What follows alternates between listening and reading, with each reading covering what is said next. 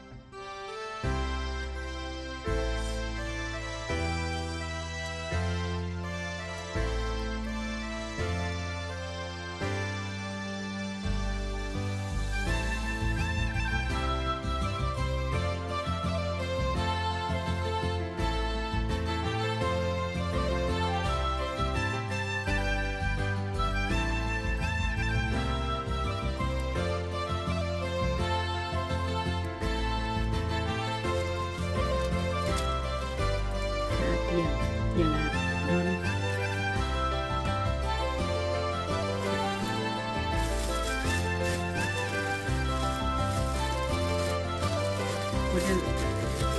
เดอร์โบราณเป็นไง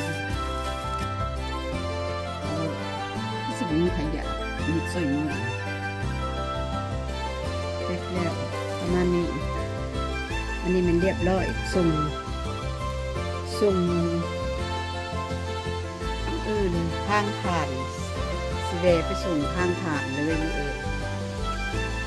ทางโบผ่านกระส่งบ่ได้มันผ่านน้ำมันเขามีผ่านน้ำมันนี่คือออนไลน์เอาเลยโทรมา